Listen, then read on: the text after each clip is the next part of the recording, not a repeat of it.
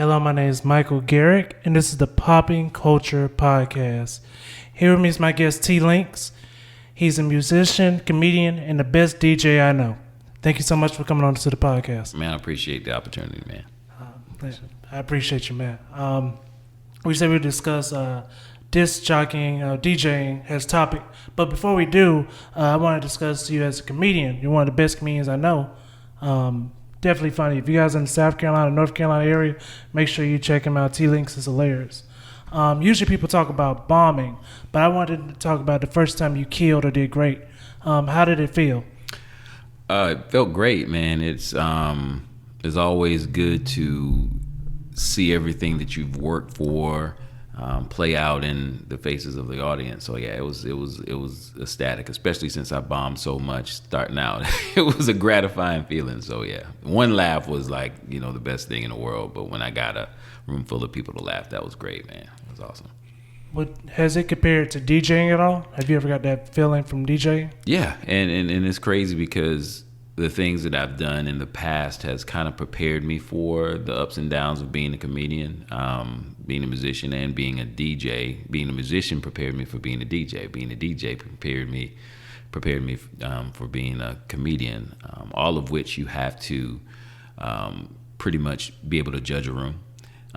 You have to get a feel of the room in order to give the audience exactly what they want. And you realize in all three facets that no one person is the same. And so trying to find that blend to make everybody get on the same accord is essentially the same dynamic when you are playing keyboard or when you're DJing or even when you're trying to tell a joke. So it's all worked out in my favor, being comfortable in those positions. So. Nice. Do they work hand in hand, being like DJing? Because as a DJ, sometimes you have to be a hype man also. Mm-hmm. And did that really help out, transition well to being a comedian? I really was never a hype man DJ. Okay. I always liked the music play for itself. I actually probably would have been a more popular DJ had I spoken more, had I talked more. But I was always of the mindset that people want to listen to music, not me. And in trying to interject jokes and trying to get the crowd hype. If you didn't come to dance, why did you even come out in the first place? And so that was my mindset. Sure. Now dealing with the party promoters that wanted they wanted to pay for both, then I'm like, okay, well, you need to get a different DJ, because I think they're two different things. Now there are some DJs that master being able to do both, and they get paid as such. But for me, I was just heavily into the music aspect of things. And I felt like, hey, look, man, if I play the right song, I don't need to talk. I don't need to say anything. And so it was just basically judging people's moods and emotions. So yeah, I'm not the hype man DJ. So that didn't prepare me for talking at all. Okay. Not at all. Okay. So like I said, with the topic we're talking about DJing, I want to start with the name Disc Jockey. Mm-hmm. Why do you think that will fade away as if you don't use discs anymore? I don't think it'll fade away. I think it's already been ingrained into the DJ culture. So there are some people that call themselves video jockeys. They utilize the video aspect of things. I was heavily into technology, so when things started to transfer, I got into it late in the game. I started when I was about 33, maybe. So I've been doing it for I started when I was 30. Sorry. So I've been doing it for about 15 years. But at that time, CDs were popular, and they were just coming on to the scene. And so soon after that, the CDs were gone. And so I had purchased all these CDs and had all this stuff. And then now it started to become USB, and then later on to just being able to take hard drives. And so I don't believe that the term DJ will ever fade away. I think it is ingrained in the culture for the most part. Okay. Well, I think since we're talking about the topic, I wanted to start from the beginning. Apparently, Jimmy Savile and is a British DJ. He was the first DJ ever. And I don't know why I thought that started in America. That was wild to find out they started in England. Mm-hmm. And then the first DJ to ever stretch. Were you a fan of stretching or? Yeah. I don't do it as much, but yeah, definitely was. It started out my love for hip hop started really early, and so understanding the dynamics of who started it was really important. So scratching was a big part of that. Yeah, the first DJ to scratch was Grand Wizard Theodore. It was a lot of names when I did research. I was like, these are some great names. Like, Yeah. there's some big superhero fans, like, or Harry Potter fans when it came to the names. I thought they were very clever. Do you feel like, as you've been DJing for a couple of years now, do you feel like you're the most important person at the party? Yes, I determine the mood. True. And Very so, true. So if I suck, the party sucks. Period. If I'm great, the party's great. Okay. Period. But it's subjective, but I still have control over it. True. So yeah, I do think that I'm the most important person there. You're right. You do control the mood. You can definitely change it from, I'm guessing, from Biggie Smalls to Elton John, and depending on where you're at. Yeah, but if you're a good DJ, I always had this phrase that anyone can play a hit song, but not everybody can make a song a hit. So you have DJs that play all the top songs, and that's pretty easy. People know them. You just play it. But if you are a really good DJ, you'll take something that somebody has never heard, and you can cultivate that song and create it into a masterpiece, into something that they've never heard before. You can take a song that they've heard before and redo it into things that, that morphs into something that they've never heard before. So that's part of my creativity as being a musician, being able to understand keys and how things blend into each other. That's been a big part of my DJing experience, because I can hear something in my head and I can pinpoint another song that's very similar and blend those two things together, and I got an entirely different creation, that's created mainly momentarily. I don't have sets like a lot of DJs practice, and they play the same songs over and over back to back, and you can kind of predict DJs after a while if you've listened to them enough. Like a lot of my friends, I know exactly what they're going to play after the next song. I never do that because I know that that's what somebody's expecting. So I always try to do it just based off what the crowd is feeling. And so, and that I can say is an attribution that I've gotten from being a musician. So it really helps a lot. Have you ever called it wrong? Sorry? Have you ever called it wrong? Like you just switched to a song because you thought, man, this is going to nail it, and then it did it? Oh, yeah, that happens all the time. Oh, okay. Yeah. You got to know when to fold them, so once you put that on and you know that it's not feeling, you got to move quickly as possible, just to kind of get back into what they were listening to, because the people will let you know. It's like being a comedian, they'll be like, hey, what you doing? Yeah. And you got to get back on target. Otherwise, you're going to hear it. If it matters for anything, I have never experienced that. You've always layered every song perfectly. Well, I appreciate that. We were just talking about the technology side. Mm-hmm. Did you start with the 2 turntables? No, I actually started with 2 CD. Honestly, the very first time I DJ, and I kind of got into it by accident. I was DJing we had a party for our job. Didn't have a DJ, so they asked me if I could play music because I was a musician, and I was like, oh, what do you mean, like DJ? It was like, well, yeah, just play some music. So I was like, well, what's the best way that I could possibly keep the mood going without looking stupid? So I brought a VCR and a disc changer, created something that it wasn't necessarily a mixer, but I made it into a mixer. It was actually a channel changer. So I took 2 channels and, I had them sectioned off into where when I plugged up the audio for the disc changer, and I had the audio for the DVD player, I switched and blended the songs. Now, it wasn't a perfect blend, but it kept the mood going. They basically started the song from the very beginning, and as I saw the next song about to start, I just moved it over to the other one. So I did some ghetto contraption, and that was the first time that I actually DJ'd per se. But I had a limited amount of music because I had to rely on the CDs that I already had. And so, of course, people wanted to hear things and they're requesting things. I'm like, I don't have that. Like, I don't have a music library for that. I have music that I like. I don't know what you like, but I tried to get some party favorites. But the most important things, I had line dancing. So that kept the night going pretty well. And then after that, someone asked me if I could DJ for her daughter's birthday party. And so I saw it as another stream of revenue. And I was like, look, fine, I'll invest in something. So I bought a turntable and a CD changer, a CD turntable. And so I did some research, started studying it. Once I get my mind fixated on something, and that's just what I focus on. And so that's what I did. I focused on it. And then I bought another one. And so I had two. Then I bought a mixer and performed at her daughter's birthday party. She was turning 18, so she wanted a whole bunch of booty music and craziness. And so the kids were having a great time. They enjoyed it a whole lot. And at the time, I was kind of moonlighting as a bouncer. Okay. So I was working at a club all the time, and so I was listening to the DJs, seeing what they were doing. Some of them kind of took me under their wing, and so they let me go to different spots with them, and I carry their crates and do, all the little,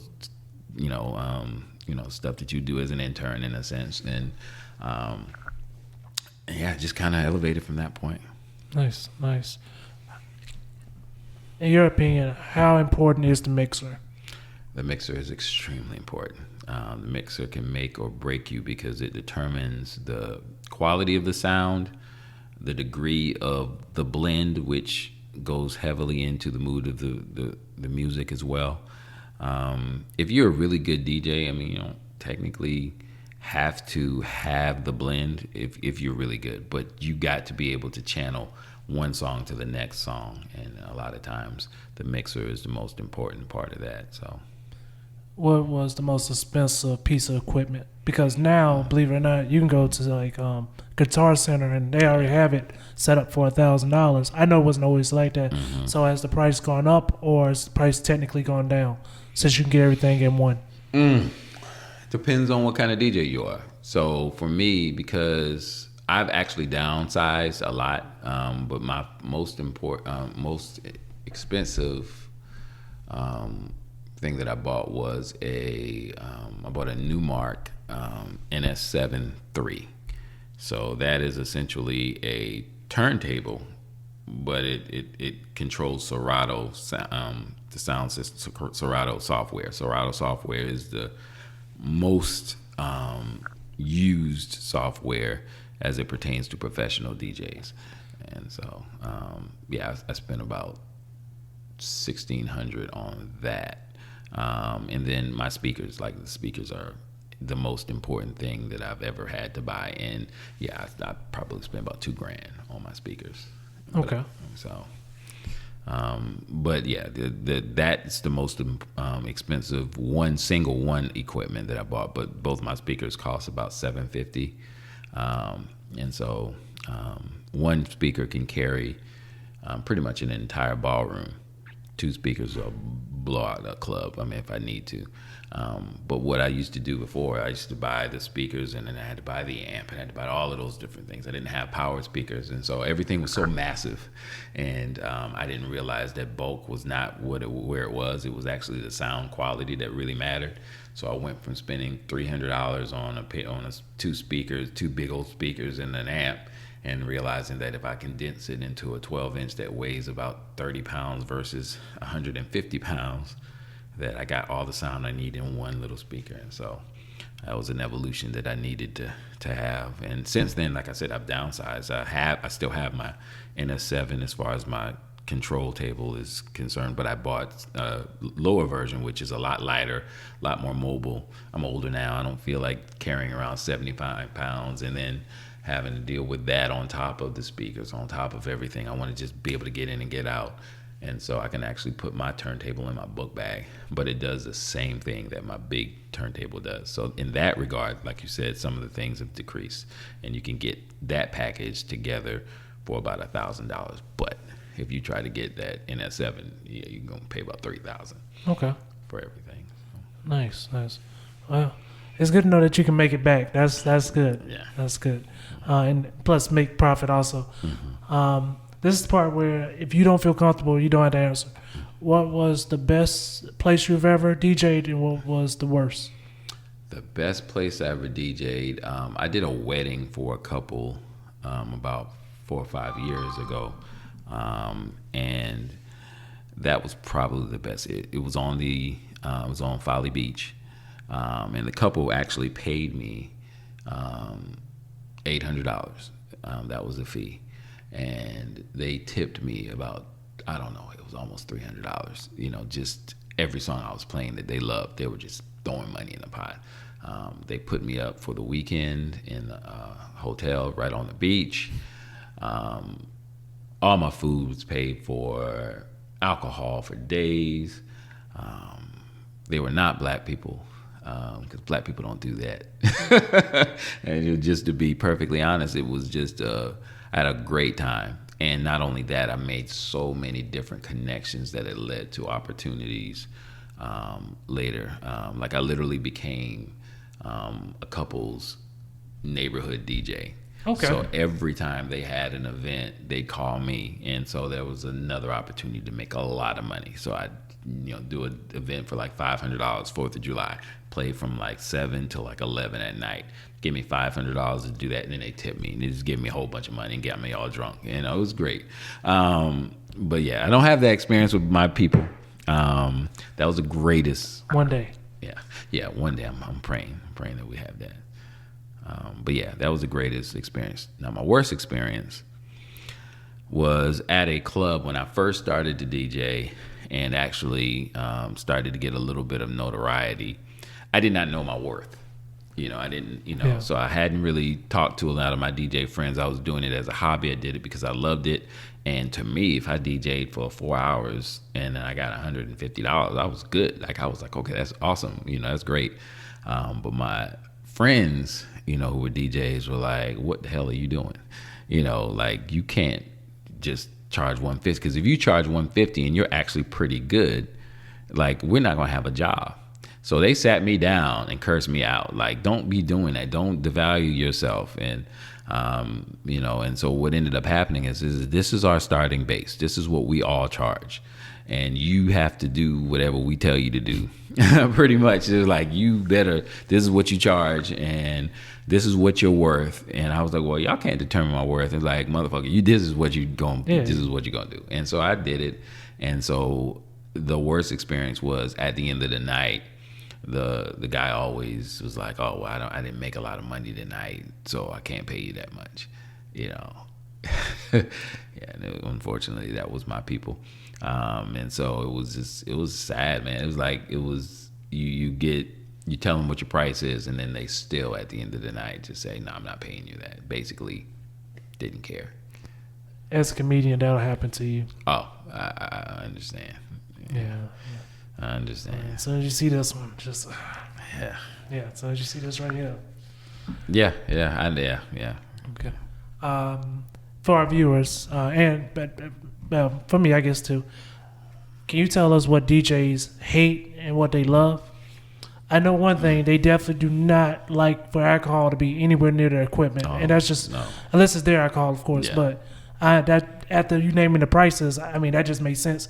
But is there anything you can tell us that DJs hate and love? Yeah, definitely the water, anything liquid around or with heat around your equipment, you definitely don't want that. You don't want anything hot to be around a cord, because that could sever the cord, or you don't want people stepping and backing into your equipment as well. I don't like, personally, when people try to have a conversation with me while I'm DJing. I mean, there's times when I'm not, as focused, because the song might be long, or if it's a line dance, I'm fine with it. But like, don't try to have a conversation with me when I'm working. Like, I don't come to your job and start talking to you. So it's like, they don't understand that. They just feel like, oh yeah, and I saw your mama the other day. I'm like, nah, we're not having that conversation right now. Like, I'm literally working. Like, I'm in my mind thinking about what next I'm going to play. I'm looking at the audience, trying to judge all of these things, and I may be looking at a butt, maybe looking at something. But you're distracting me, But yeah, I hate that. And definitely, like I said, the liquid around mine. Do not, because people get drunk themselves, and then they bump into stuff, and next thing you know, you got water on your equipment, and you have to replace that ASAP. It's not something that you have time to think about trying to replace, because if you have gigs that are already set up, you got to get another board in a day. How do you make that happen when it's $1,000? Like you got to be able to replace that, or if it's a speaker or a mixer or a computer, is even worse. Because now you got to download everything all over again, and so it's equipment is really expensive. So you don't want people bumping or putting any type of liquid around it. And definitely not to talk and don't have a conversation with me. I don't like it like that. Is there anything that you guys like for people to do? Tip. Okay. Definitely tip. You don't get it as much from our community, but you definitely get it. I lived in Charleston, so I worked downtown area, and so there's a lot of College of Charleston kids in that area, and so they were definitely very generous as far as tipping is concerned. They were also kind of generous in like trying to kiss you too. That was weird, but depending on who was trying to give it, I was okay. I'd oblige, but more times than not, nah, yeah, you can't kiss me. I don't know where your mouth has been, but yeah, tipping. I enjoy people giving out, using being a reference for me. Definitely giving me opportunities in networking. And I also like when people are just having a good time and they let you know that they're having a good time. That's always gratifying. I think that's with everything, but definitely when you DJ, you want to know that you've made somebody feel good for that night or that moment. Nice. Have you ever had a song that you that was requested that you just said no, or have you always took requests? I always try to take requests, and a lot of my DJ friends don't take requests because oh snap, okay, yeah, they're like, nah. I mean, if it's something they're already going to play, then it's not really a request to them. Okay. 9 times out of 10, that's the situation. But there's some songs, like I'm not into a lot of the trap music. Okay. I listen to it for myself, but I also don't want to create an environment that's not going to be conducive for what I do. I don't want to be known as that DJ that actually does that. So I play a lot more R&B. I do play hip hop, but I play more old school than more the newer school things. Now the top songs that are out today, top 40, that kind of stuff I play. Pop, I'll play that. Electronic dance music, EDM. I love EDM, so I play that as well. And I'll play it in a black club. I think a lot of people think that the music is not transferable, but I found that you play a certain song in a black club, like they will go off on it. And so, I found that you can do that, but I definitely will tone down something if it's something that if it's about highlighting drugs or anything of that nature, slapping a woman, I'm not going to play it. Just ain't going to do it. I mean, that makes sense. Yeah. That makes total sense, especially if you want to, you don't want to influence people to do something bad. Exactly. I mean, you don't want a song where it's like throw a chair. Like no, exactly. No. Exactly. Do not throw chairs in here. Listen, I came up during the time when we ready, all of that stuff came out, and I was there. Tear the club up. I came up during that time, and then I was a bouncer during that time as well. Man. So you definitely know what's going to trigger an audience, and you got to know your audience as well. And so there are times that I've played in a hood spot where they wanted to hear certain things, but I'm like, no, you're going to grow up tonight.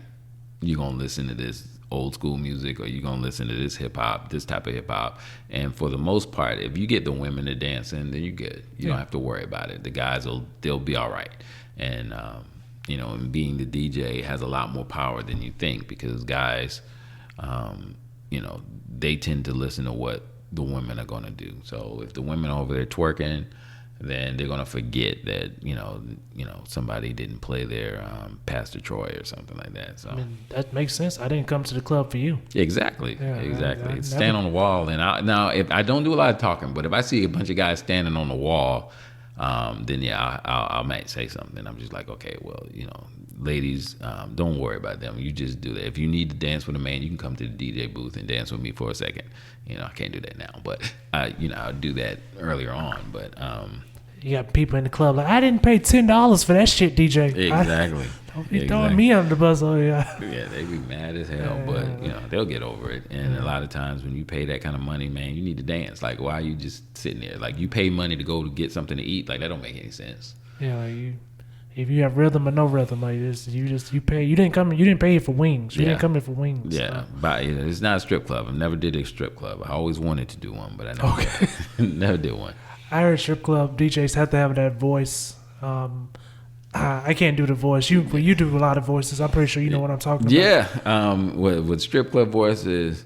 All right, now y'all gotta get your ass on the floor, shake that thing, And they're very degrading too, because I've always been the guy that didn't like to pay the strippers, and so I've always been called out. Like, I'm like, look, I'll tip you, but you gotta look good to tip you. Like, I'm just not gonna give you my money and you look stink. Like, and if you're just trying to dance on me and you just want money, like, I'm gonna see how long you're gonna dance on me first before you decide you want to charge me. So if you're just dancing on me and I was like, I didn't agree to this, like, I'm not paying you. And the DJ would always be like, hey, you black man with the goddamn yellow shirt on, I need you to get your ass up and get me goddamn money. I'd be like, everybody looking at me, and I got the yellow shirt on, and I'd be like, here, just take this dollar bill, get the hell off of me, man. But, I've been to strip club maybe 4 times in my life, if that many.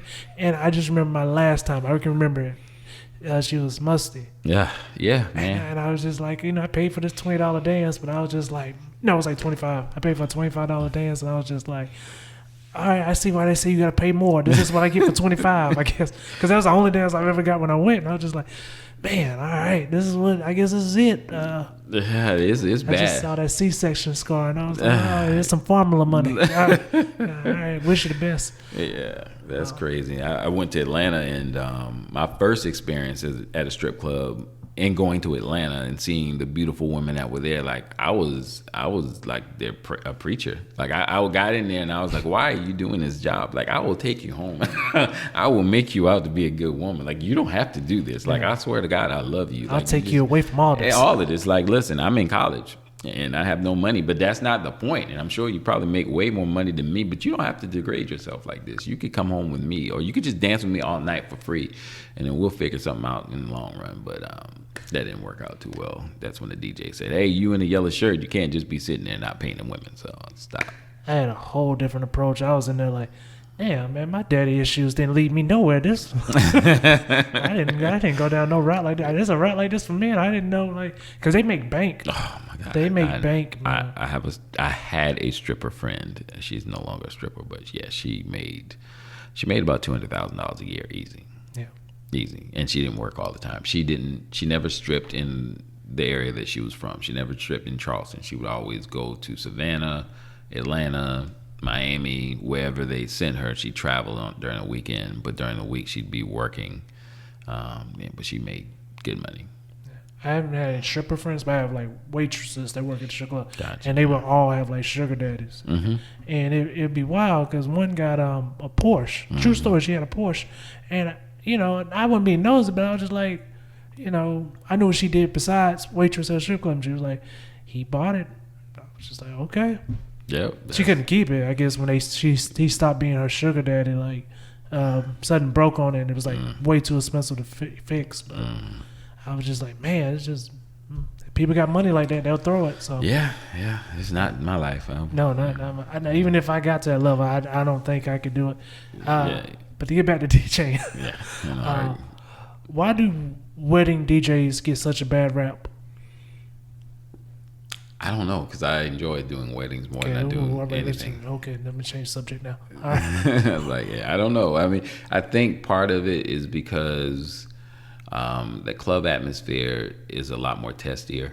Okay. And so DJs feel that wedding DJs, because you technically don't DJ for a long time at a wedding. True. By the time you've gone through the ceremony and they've gone through all of the the nuptials and all of the other things that happens during the reception, you probably got about an hour to DJ. That's easy money. And if you're getting $1,000, that's you got an hour for $1,000. Sometimes because a lot of DJs charge close to $1,000 for weddings. I mean, it makes sense. Yeah, so it depends, and my demographic. It depends on the demographic. Normally, for a black wedding, the most I charge is $5 because I'm normally not getting more than that. For a white wedding, I can charge $7 to $8, just depending on because they normally set the price. So I'll say, I do $100 an hour. Well, is $700 great? I mean, and it never fails. And I'm like, of course, it's wonderful. And then you end up getting tips. So by the time you leave, you might have $800 to $900 just because of that. And they're still saving a lot of money. Like I said, my brother wedding, they had a live band. Oh yeah, that's $1,500 to $2,000. Yeah, so you still, and a live band will tell you like we can do the song, it just won't be, it won't be good. Yeah, like they just were black. They were totally honest. Yeah. So yeah, I forgot what song I think they did "Step in the Name of Love," and like. Nobody was stepping. Nah, it was just like he was trying. Like I give him an A for effort, the band, but I was just like, man, this is all right. No more brutal. Requests, like no more. Oh yeah, definitely with bands, you got to be careful because if they don't know how to play it, then it's gonna be rough. But yeah, and I've done the wedding thing with bands. But the only part about that for me is, had it not been my friend that did it, I knew I wasn't gonna get the money because the singer is the one that gets all the money for the most part. He's the headliner. So I have a friend, cousin technically, Kiana Parla, who's with Ranky Tanky. She does a lot of weddings, and she generally charges.